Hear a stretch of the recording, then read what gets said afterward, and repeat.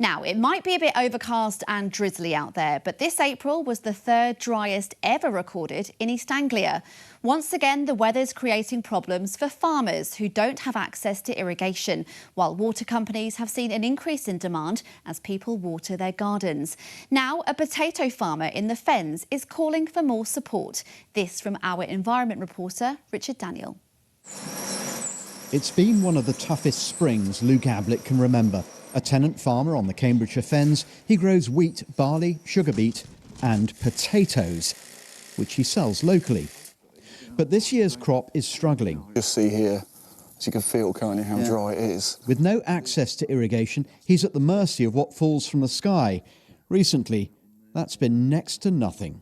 If we don't get the weather we have left to sell, the margins are down. And also as well, it's not just me, but as a business as well, you've got to think of the wider picture. I grow food for people, so if I'm not growing the food that people need because of the weather pattern, we're going to have less food. It isn't just agriculture that's feeling the pressure. This is New Decoy Wetland. It's sandwiched between Woodwalton Fen and Holme Fen. It's part of the Great Fen Project, but look, there's no water in sight. Earlier this year, if you come here, you'd have found all sorts of birds, lapwing, shelduck, oyster catcher even. Look at the inlet here. There's not a drop of water to be seen. This April's been the third driest ever recorded in East Anglia. There was a measly 4 millimetres of rain. Only 2007 and 1893 were drier. This May is also on target to be below average too. The spring months, particularly March and April, are becoming significantly drier. The rest of the year is becoming wetter, particularly the early autumn months, and this is because high pressure, particularly this year, has been quite dominant in keeping things dry and persisting.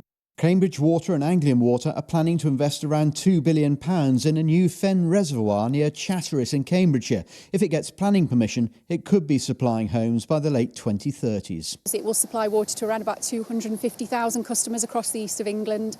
So that reservoir will enable us to reduce abstraction from chalk streams, to make sure they're protected for the future, to meet the growth of the local region and also to improve drought resilience as well.